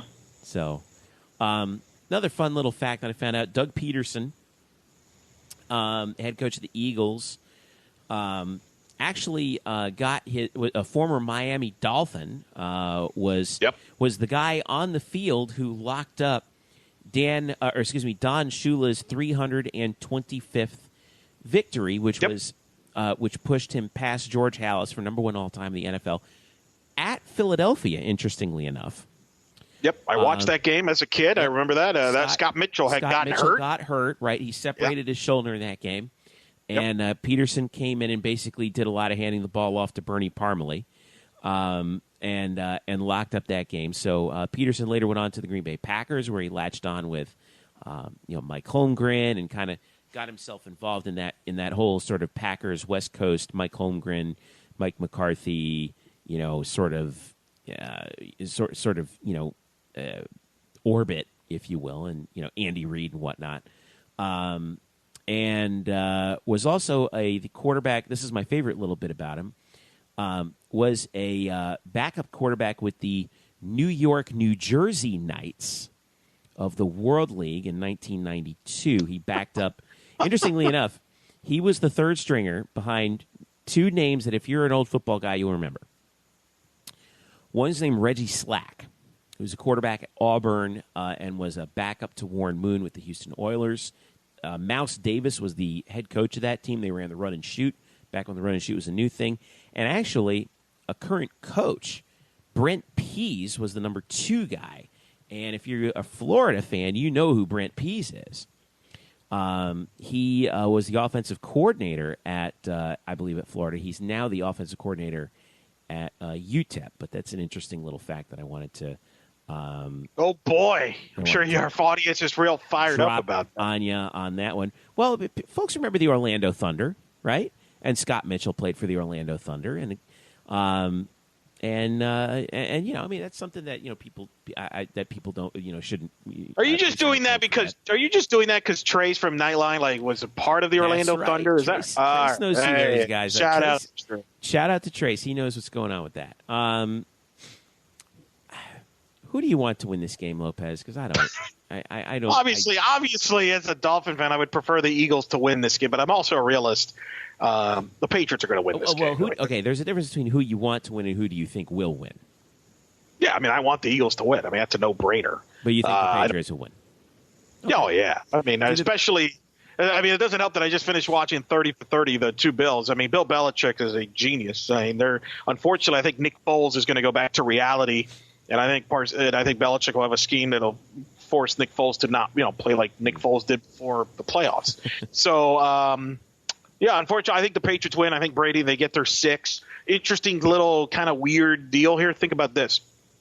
When this dynasty started in 01, all right, they beat the Rams. They beat the St. Louis Rams, who was an NFC West team. NFC West team who was also a previous Super Bowl champion. Okay. Yep. Then they didn't win the Super Bowl the following year in 02. In 03, they won the Super Bowl, who was the NFC South. NFC South. Then they went back-to-back. The next year, they won the Super Bowl in a city that's never hosted the Super Bowl in Jacksonville. They beat the Eagles in the Super Bowl. Fast forward during this little run, when they won their first Super Bowl in recent memory, when they had this long drought in between, they beat Seattle. Which division were they? NFC West, like the Rams. And they, just like the Rams, were a previous Super Bowl champion. In fact, they were the defending champions. The Patriots didn't win the Super Bowl the following year. They lost to Peyton Manning and Denver in the AFC title game. The following year, last year, they played the Falcons. What division were the Falcons? South. NFC South, like Carolina. New England came back and won that game in the Super Bowl. And here we are. They're trying to go for a repeat. And who they're playing? Philadelphia Eagles. You know what that tells me? In a city, by the way, that's never hosted a Super Bowl, Minnesota. Incorrect, by the way. I got to call you out on that. Minnesota has hosted the Super Bowl. Oh, that's right. The Redskin one. Oh, Super thank Bowl God. 26. Thank God. Right. I actually enjoyed that. That was at the Metrodome. But, all right, new state. Okay. Now, you know what that tells me? Yeah. That the NFC North sucks. So that's what that tells me. The my line point is 4.5, by the way. Yeah. Give me the Patriots and then some. I think in the points. Okay. In fact, I will predict this will be the biggest blowout in the Patriots run in the Super Bowls. They're going to win by a whopping 7 points. Yeah, because their largest margin of victory, I think, was what? 6 last year. 6 and an overtime touchdown. That's true. That's absolutely true. Prop bets. You got some fun ones here, right? I do. I've got a few of them. All right, go ahead. Let's see. I want to take a look at here. Okay. Team to have the first penalty. Oh, Philadelphia. Okay, they're minus 125. Pats are plus 105. Especially people in Jacksonville, Jaguar and UCF fans were probably saying the same thing. They were crying out conspiracy theory when the Jaguars and the Patriots game was played. So, First song that Justin Timberlake plays at halftime. Oh, God. I'm not even a Timberlake. As long as we don't have an incident like we did the last time Timberlake was in a Super Bowl with New England involved, that's the more important thing. But I'm going to defer on that. Okay. Can't Stop the Feeling's a favorite at plus 150. I'll take your word for it. All right, let's go with that. Makes sense. Let's see. Okay, ratings. All right. Here's where we're going to get into your wheelhouse here, Lopez. All right. Let's see here. The over-under for the Nielsen rating is 45.5. Over-under for the total number of viewers is 111.5 million. Oh, I'll take. Ooh. Just a little context for you, okay? Yeah. Last year, 45.3, 111.32. The year before, Denver, Carolina, 46.6, 111.86. New England, Seattle in 2015, 47.5. That's the highest rated out of all those. And 114.44 million. I will go under because, A, that's been the trend in the NFL a little bit, and I can see that's minus 130, by the way, is the under in the Nielsen rating. And the problem is, as you know this, if the game's not any good, people, kind of not watch anymore or whatever, although there's not really any alternative program. But I will play the safe bet. I think the safe bet is to go under in this. Obviously, what could screw me on this if this game turns into a classic and people are tuning in the fourth quarter and it's a wild one, I'm going to go under slightly. Okay. And you're going under the 111.5 million? Yes. If that's I think it'll true, do about like 110.9 or something. If that's true, it would be the third consecutive year that both ratings and viewership have declined. Doesn't surprise me, though. I mean, you've been a master. People cut the cord, right? I mean, that's a factor in this. People aren't watching the games on television. They're watching it on a stream. They're watching it at a bar. They're watching it at a friend's place. I mean, it doesn't surprise me at all. That's been the trend, and I could see that. I don't feel sorry. If you're asking me to feel sorry for the NFL, I don't. They just signed a $560 million deal, by the way, with Fox to carry Thursday Night Football for the next 5 years. Thursday night.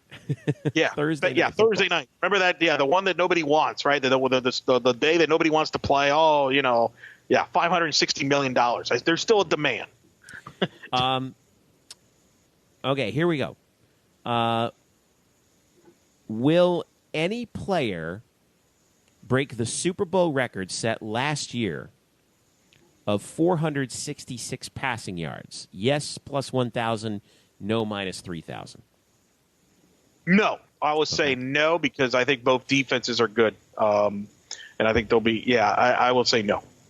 Brady also threw 66 times last year or something. He said almost set the record for the interestingly enough, the NFL any game NFL record for passing attempts by one player is 70, and that's by Drew Bledsoe of all people. Let's say, what color hoodie will Bill Belichick wear? I know which one he won't. It won't be red. So if that's an option, scratch that out, because that was the one he wore against the Giants when they went that perfect season. Right. The Giants beat. Well, red's plus 500. Blue is plus 140. Gray is plus 120. They're wearing whites, so I will say he wears gray. Okay. All right. But if you're really sicko and want to bet on this, what I would suggest is watch the highlights from last year's Super Bowl and the Seattle Super Bowl and see what he wore, and he'll wear something similar. That's my prediction. All right. Most valuable player. Tom Brady is the favorite at minus 130, so you got to put up 130 to win 100. Nick Foles plus 350. Gronk plus 1,500. Deion Lewis is 20 to 1. Brandon Cooks 22 to 1. Rex Burkhead 25 to 1. Jay Ajayi 25 to 1. Zach Ertz 25 to 1. Alshon Jeffrey and Danny Amendola 30 to 1. Would you go with Brady or the field? Brady. Okay. Quarterbacks always get the benefit of the doubt in this MVP race, so he's a heavy favorite. Even though I could see a scenario where if Gronkowski has a huge game that he could steal it, but no, the safe bet is to Brady, because they always, when in doubt, they always go with the quarterback. All right, player to score the first touchdown. Gronk is the favorite at plus 650. Well, this is interesting. There was a stat that was where the Patriots, I believe, have not scored in the first quarter of any of their Super Bowls. I believe that was, or at least a touchdown, something like that. That has been an interesting, weird trend. I don't know what to read into that, but here's one that's interesting. I would go field goal, by the way. I don't know if that's allowed, but I would go field goal. Well, it's the player to score the first touchdown, so not which one. All right. Now, here's one thing that I think if you're a real degenerate, you might be interested in. Tom Brady, is 25 to 1. So he's plus 2,500 to score the first touchdown. And which basically means he would have to run it in. Right. Which 1 yard sneak, right? Right. Shortest touchdown scored, over 1.5 yards, under 1.5 yards. It's minus 115 each. So you could probably pair that up, right? Here's one. Longest touchdown scored, over 42.5. It's 115 over or under. So where are you going, over or under? 42, you said? 42.5. I'm going to go under. I think both defenses will. I don't know if those. I'll see big plays here over like that. That would mean that they would have to give up like a 50, 43, 45, 50-yard play. I'll trust the defense. I'll say under. Okay. This is my favorite one out of all of them. Will there be a punt return for a touchdown? Yes is plus 1,000, so that's 10 to 1. No is minus 2,000. Why is this my favorite one? because in 52 years we have never had a punt return for a touchdown in the Super Bowl. I'll say that streak continues. Okay. All right. Exact margin of victory, 7 points or not 7 points? I just said it. 7, baby. 7, I'm going okay. 7. All right. No. That's plus 520. All right. Let's see. I'm trying to get to a really fun one toward the end. Will there be a safety? Yes, plus 600. No, minus 1,400. I tell you what, I would be pounding the yes if the Giants were in this game, because if I'm not mistaken, the Giants have had a safety has taken place in every Super Bowl that the Giants have played in except for one. Well, right, and their most recent one against New England, the first point of the game was a safety, if I remember correctly. Intentional grounding in the end zone on Brady. Yeah, sure. Is there any, and no UCF props? I'm noticing no UCF props because there's no UCF players. So there's no like over under like reference. No, unfortunately, that's a bummer. Something about Al Michaels. You want an Al Michaels thing? Yeah, and I'll give you a prediction now about Al Michaels after this. Yes. Okay. Will Al Michaels say the word Vegas? Yes, plus 240. No, minus 300. No, he's very clever. He likes to kind of, he'll use little terms that what he's talking about. That's an inside joke, like, "Oh, this game is really over now," or "Oh, this is very underwhelming." Things like that. I think he'll be creative. I'm going to give you this bold prediction. Okay. I think this is Al Michaels' last NFL broadcast. I think this is it. See, now he said he wants to keep on going. He's not even thinking about retiring. Well, that's what he says now. Right. But Bob Costas was supposed to host this pregame show. Here's the thing. I hope I'm wrong on that. He says that now because, it doesn't a lot of attention. But, the NBC is not doing any Thursday night football anytime soon. So when is Mike in the wings, right? Yeah. Right. And, he's already replaced Bob Costas for the Olympics, Winter Olympics in Korea. And Costas was announced last year that this would be his last Super Bowl. Well, he's not even involved in the Super Bowl. There's some controversy about that. Some people think it's because of some negative comments that Costas made about the NFL recently and things like that. Who knows? To me, if you're Al Michaels, if this ends as a classic game, what better way to go out than doing a Super Bowl? Because the next Super Bowl, I think sooner or later Tirico is obviously going to take over, and I know Al said that now, but that's kind of to deflect the attention. I wouldn't be surprised if a few months from now he changes his tune. How many commercials will Peyton Manning appear in during the broadcast? Over under 2.5. Under. I'll go 2. Under. Okay. Hopefully, 2. Right. How many times will the word dilly be said during the broadcast? Oh, man. I don't know. 1? Over under 12.5. No, it can't really? be 1 because everything's dilly dilly. The commercial, the beer commercial. Bud Light. Oh, so you're counting the commercials. Yeah. Oh, then, probably over just because there's a lot of beer commercials in Super Bowl. So they might break it in the first ad. So I'm going to go over on that one. And then finally, last but not least, the best fun one out there and the one that you've all been waiting for. Winner of the 14th annual Puppy Bowl, Team Fluff or Team Rough? Fluff or Rough? Yeah. Fluff or Rough? Where do they come up with those things? This is what my wife turns on. Before the game, she's like, "Listen, you have the 4.5 hour game." And I'm with her. She's like, I'm not watching 6 hours of pregame. Put the Puppy Bowl on. And I'm like, all right, no problem. We can get you guys watch the Puppy Bowl while I cook, and then when the Puppy Bowl's over, we flip the game on 6 p.m. Who came up with Fluff and Rough? Animal Planet, I guess. Where's the other team? Where's the third team for a dog? There's only 2 teams. It's the Puppy Bowl, Eric Lopez. It's. I disagree. This sounds to me like a conspiracy, a Power 5 conspiracy here, and I don't. I'm going to declare another dog a champion. I'm not declaring the Fluff or the Puff the champion at all. I want to declare a champion. No Fluff or Puff. No way. Okay, so you're out on Team Fluff and Team Rough here. So. I mean, how can you go against Rough in a Puppy Bowl, right? You got to go with Rough. Right. He's going to rough it up, right? All right. All right, so you're going to Team Rough. All right. Yeah. All right. Fair enough. All right. I'm going to see how many German Shepherds are on the Team Rough roster at some point. I'm hoping God, maybe that'll help us out. All right. So that'll do it for our Super Bowl prop bets. What channel is that game on, just in case the Super Bowl gets routed? What channel is this on? When is Animal this Planet. on? All right, I got it. DVR'd it. All right, ready to roll. Knock it out right there. So, all right, so that'll do it. Let's wrap this thing up. What do you got coming up this weekend, Eric? I'm going to be at basketball. Houston and the women's game. Huh? Interesting. That's the double dip, baby. Houston and Memphis. That's correct. Looking forward to that. And that'll be my weekend. And then, I'll sit through another Patriots Super Bowl win probably on Sunday. I will be there as well Saturday. I'm doing PA for the women's game after the conclusion of the men's game, scheduled for about 2 p.m. So I will be there for that.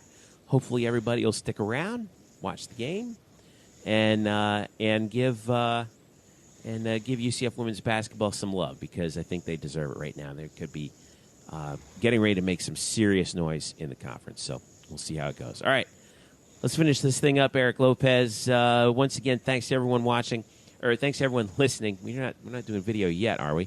Thanks to everyone listening. To all of you who subscribe to our podcast, as always, on Google Play, Apple Podcasts, SoundCloud, Stitcher, and TuneIn. Be sure to hit us up at blackandgoldbanneret.com. Ask us some questions on our Facebook page, facebook.com/blackandgoldbanneret. We'll hopefully read them in the next couple weeks here if you send us some questions. And then also on Twitter, UCF_Banneret. Follow me at Jeff_Sharon. Follow Eric at Eric Lopez Elo. Don't forget to follow Spokes _Murphy for our buddy Brian Murphy. And also _DS Warden for our photographer Derek Warden as well. Also, big thanks to our sponsor, the Unger Real Estate Group. Thank you to Sam, as always, for his support. And also thank you, the fans. Eric, I'll talk to you this weekend, bud. I'll see you Saturday at the arena. Sounds good. And hopefully we will see you Saturday at the arena as well. For Eric Lopez, I'm Jeff Sharon. Thanks for listening. This has been the Black and Gold Banneret Podcast.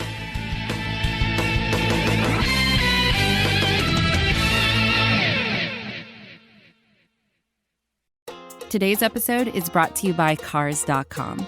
With over 2 million vehicles and 50,000 more added every day, Cars.com will match you with the perfect car for you, your budget, your life, your style. And if you're ready to say goodbye to your current car, Cars.com will get you an instant offer to cash it in. Just start by entering your license plate and get matched with a local dealer who will write you the check. So whether you're looking to buy or sell, just go to Cars.com. It's magical.